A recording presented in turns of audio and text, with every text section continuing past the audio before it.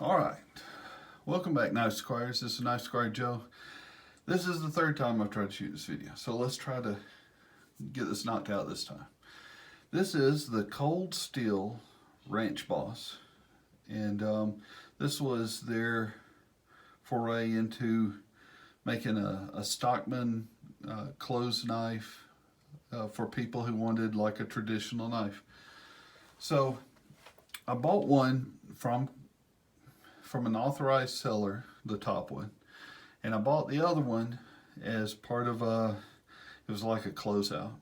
So the bottom one is different than the top one, and I reached out to Cold Steel. Cold Steel says that the bottom one shouldn't exist, or they don't exist, and I have it right here. And only thing I can think of is that it was it never made the cut. It was a limited run, I believe, of 650 pieces. So this one failed inspection somewhere, or they didn't like it, or it didn't get marked to go on. So there it was, and it fell through the cracks. So here it is now in my collection, and let's take a look at them. So this is I believe it's the second, and how we know this is it's marked Cold Steel USA, but there's nothing on either blade right here. Now, let's take a look at this one. I'm going to set this right here.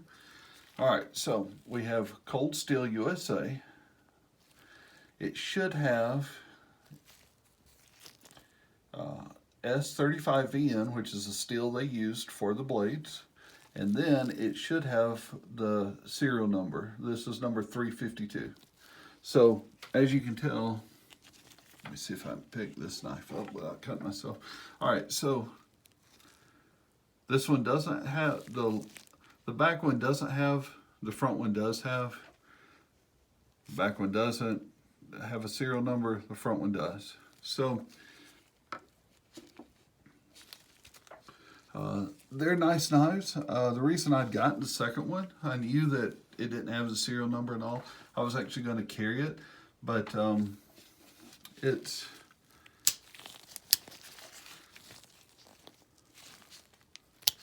you see it's kind of weak, and that's probably why it failed.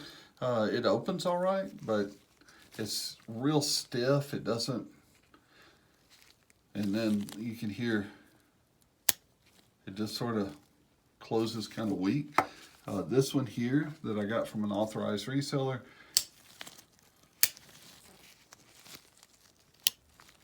and that one's a little weak, but it's better than the other one, a little. Great knives. I wish that they had been a little bit less inexpensive. I would like to have bought a real one, and what I mean by a real one, a serial numbered one to carry.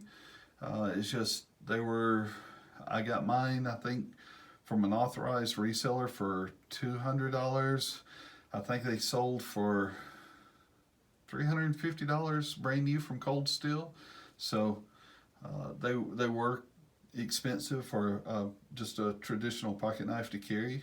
I'm not blaming Cold Steel, they're expensive, and I wasn't going to pay that to carry and to use. I'll buy an inexpensive one to carry and to break the blade and break the tip and do all the stuff that you really need a knife to do, not a $350 knife. So anyway, that's the Cold Steel Ranch Boss. Everyone should have one for their collection. I hope y'all have enjoyed this review. Y'all have a good one. Talk to you later. Bye.